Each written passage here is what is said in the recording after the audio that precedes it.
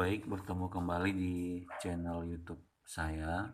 Hari ini saya akan bahas materi kimia kelas 10, yaitu sistem periodik unsur. Sistem periodik unsur ini biasa kita kenal dengan istilah SPU, sistem periodik unsur. Nah, dalam sistem periodik unsur ini kita harus tahu dulu apa-apa yang mau kita bahas gitu ya. Biasanya kalau dalam SPU itu ada 3 topik utama yang akan kita bahas. Kedua, ketiga. Yang pertama itu adalah perkembangan SPU. Dari mulai penelitinya nanti kita bahas di sini gitu ya. Nah, yang kedua nanti yang kita bahas adalah periode dan golongan. Nanti golongan A yang mana, golongan B yang mana gitu ya. Yang ketiga adalah yang kita bahas tentang sifat-sifat SPU. Oke, inilah nanti yang akan kita bahas di bab sistem periodik unsur. Oke, kita masuk yang pertama, perkembangan SPU atau biasa dikenal dengan teori perkembangan SPU gitu ya. Nah, kalau udah katanya teori perkembangan, berarti nanti di sini adalah atau ada campur tangan penemu gitu ya. Nah, yang pertama itu yang mengungkapkan tentang perkembangan itu adalah ada namanya triade Dobereiner. Kemudian nanti yang kedua ada namanya Octave Newlands. Kemudian yang ketiga ada namanya Mendeleev dan Mayer gitu ya. Dan yang keempat adalah SPU modern. Biasanya kalau SPU modern ini sudah gabungan atau sudah kesimpulan atau sudah perpaduan dari beberapa teori yang pertama ya, kedua, ketiga, dan keempat. Nah, biasanya memang sebelum sampai ke triade Dobereiner, pertama sekali yang mengemukakan unsur itu adalah si Lavoisier sebenarnya, tapi lebih dikenal dengan istilah langsung di beberapa sumber yang saya baca langsung dibahas menurut pendapat triade Dobereiner. Tapi nggak salah kita tahu yang pertama kali sebenarnya itu adalah Lavoisier. Lavoisier itu mengelompokkan unsur biasanya berdasarkan logam dengan non-logam.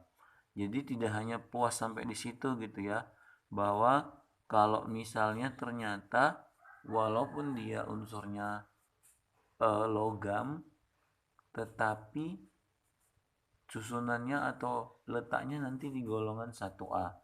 Contoh misalnya hidrogen. Hidrogen itu adalah non-logam, tapi posisinya di antara unsur-unsur yang bersifat logam. Kenapa? Karena berdasarkan elektron valensi yang dia punya. Dia punya 1 elektron valensi sehingga dia digolongkan menjadi golongan 1A. Oke. Tapi sekedar mengetahui, SPU kalau misalnya kalian lihat yang satu lembar itu bisa dibilang nanti namanya tabel periodik unsur, ada berisi unsur-unsur. Kalau untuk menentukan logam sama non logam, singkatnya aja. Kalau logam itu biasanya ada ium-iumnya, kalau non logam biasanya tidak ada. Contoh, natrium logam, kalsium logam, magnesium logam. Kalau yang non logam macam mana? Fosfor, belerang, karbon, oksigen, kan nggak ada ium kan, berarti itu non logam. Oke, nah kita masuk yang pertama yang menurut pendapat triade Dobereiner. Oke, menurut triade Dobereiner ini dia mengelompokkan unsur itu berdasarkan sifat kimia yang sama. Langsung aja ya, saya buat gini ya. mengelompokkan unsur bahwa mengelompokkan unsur berdasarkan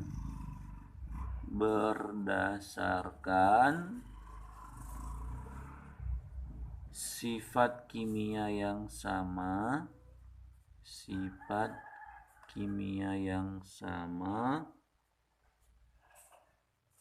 berdasarkan sifat kimia yang sama dan kenaikan massa atom, dan berdasarkan kenaikan massa atomnya.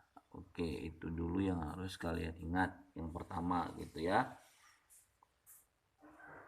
Nah, tapi berdasarkan kenaikan massa atom ini, dia mengelompokkan selalu 3 unsur. Jadi dia mengatakan juga bahwa yang kedua itu mengelompokkan dalam triade, mengelompokkan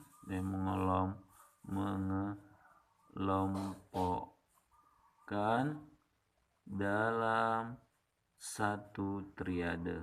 Nah, satu triade itu berisi 3 unsur yang terdiri dari 3 unsur, dengan catatan unsur yang di tengah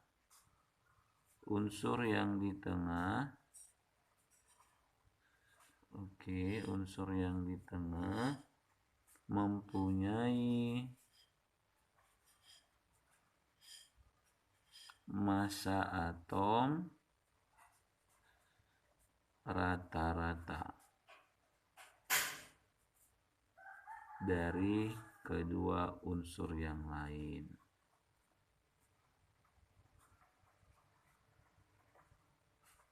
Oke, contohnya gini.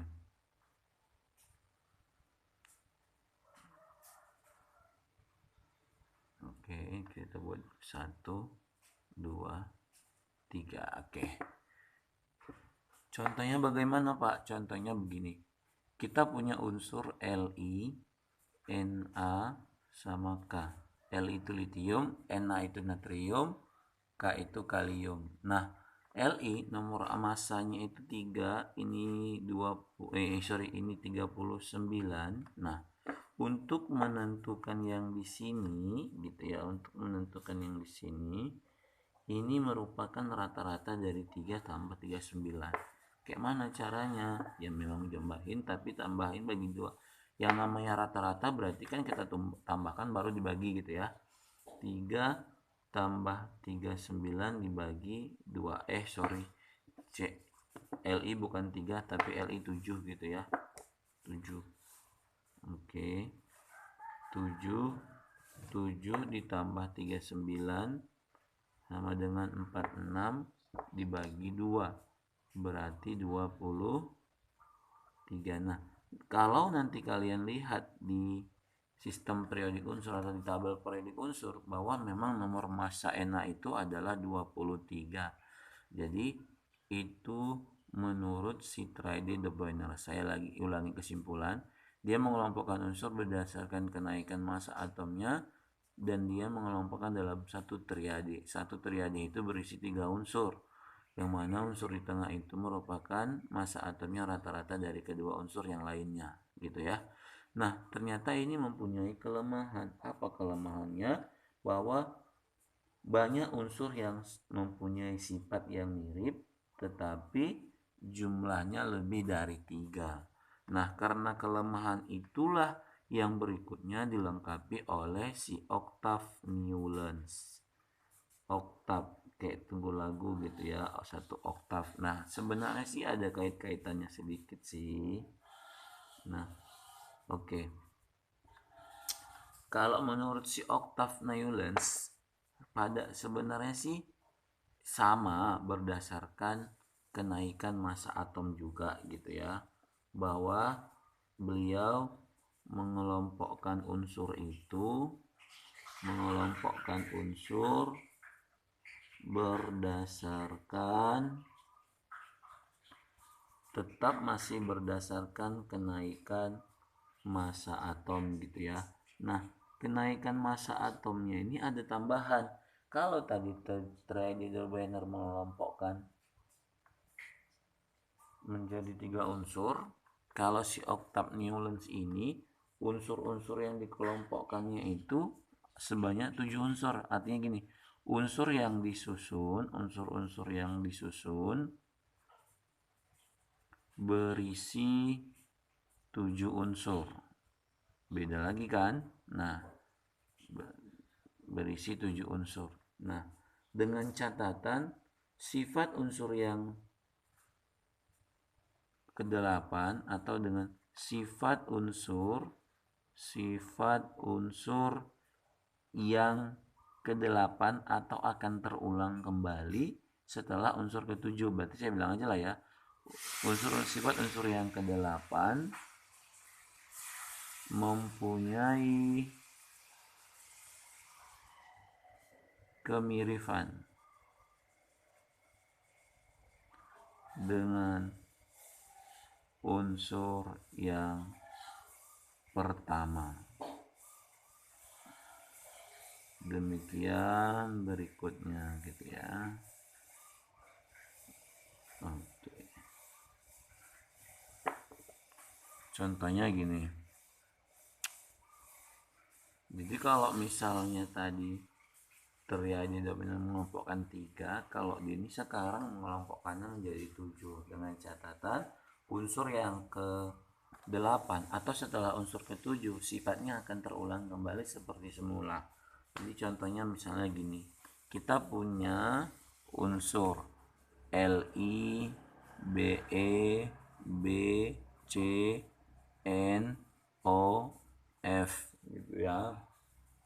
Kemudian di sini punya Na, di sini punya Mg, ini punya Al, ini punya Si, ini punya P, ini punya S, ini punya Cl. Terus di sini kita punya K, di sini kita punya Ca, di sini kita punya Cr, Ti, Mn, dan 2 lagi Fe. Kita anggap aja lah kos ini di sini dulu. Nah, kan tadi dibilangnya adalah dia mengelompokkan unsur itu 7. 1, 2, 3, 4, 5, 6, 7. 7 dikelompokkannya. Misalnya ini juga 1, 2, 3, 4, 5, 6, 7. Demikian di bawah. Nah, jadi kalau katanya dibilangnya sifat yang ke-7 atau sifat yang ke-8 akan terulang setelah sifat yang ke-7. Artinya Li ini sama sifatnya dengan Na. Kemudian sama sifatnya dengan K gitulah. Tapi ini masih mempunyai kelemahan. Kenapa? Adanya dia unsurnya yang nomor masanya besar tapi tidak mirip dengan P. Contohnya gini, ada dia, ini tidak berlaku untuk nomor atom yang masanya besar. Contoh misalnya ini. Ini kan N sama dengan P gitu ya. Oke. Tapi Mn ini tidak sama dengan P. Kenapa? Karena nomor masanya besar. Jadi dia tidak memiliki sifat yang sama dengan P dan N. Berarti mengalami pengecualian dong. Nah, pengalami pengecualian inilah yang nantinya akan dikembangkan oleh penemu berikutnya. Siapa mereka? Si Mendeleev dan Mayer. Nah, kalau si Mendeleev dan Mayer, mereka ini sih hanya sebagai pelengkap. Maksudnya mereka mau melengkapi aja gitu ya. Sama sih sebenarnya. Kalau dia juga mengelompokkan berdasarkan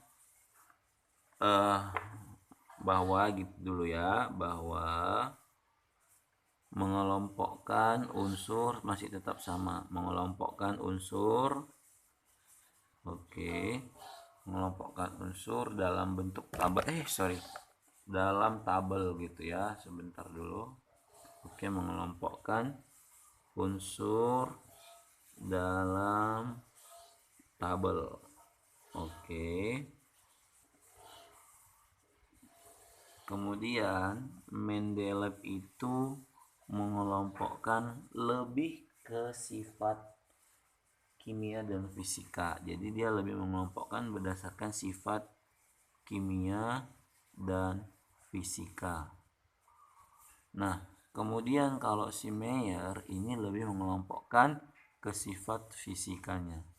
Jadi mereka lebih ke ciri-ciri sifatnya gitu ya. Sifat fisikanya bagaimana, sifat kimianya bagaimana, itu tugas Mendeleev dan Mayer.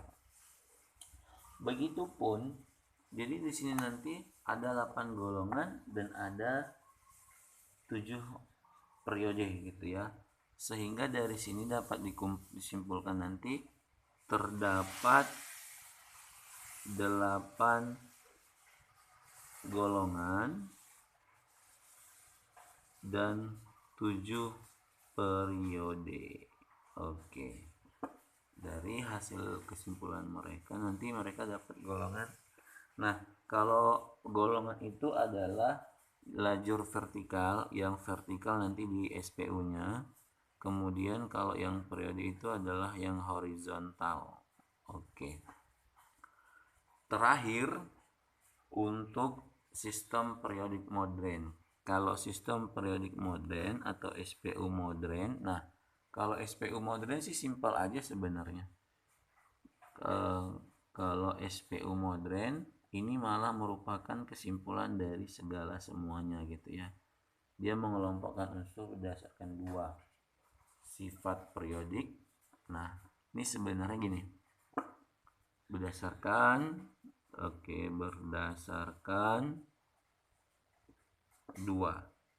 sifat unsur, kemudian kenaikan massa atom. Oke. Nah, jadi nanti kalau berdasarkan sifat unsur biasanya dikenal dengan istilah golongan. Kemudian kalau massa atom istilahnya adalah satu periode. Oke, itu dia ya. Nah, jadi saya ulang lagi, perkembangan teori atom itu pertama sekali sebenarnya Lavoisier gitu ya, Lavoisier, tapi ini nggak saya tuliskan karena hanya sebatas logam dan non-logam. Kemudian dilengkapi oleh triade de Brenner yang dia mengelompokkan hanya tiga